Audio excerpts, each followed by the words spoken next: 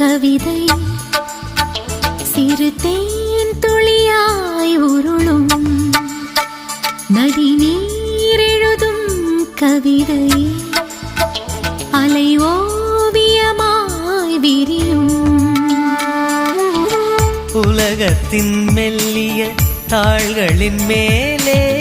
இளமையின் கவிதைகள் எழுதிட வேண்டும் அழகிய இதழ் கொண்டு வா முத்தம் என்பது நாம் காணும் தியானம் அது முடியும் முன்னமே நாம் காண்போம் ஞானம் ஒரு பூவெழுதும் கவிதை சிறு தேன்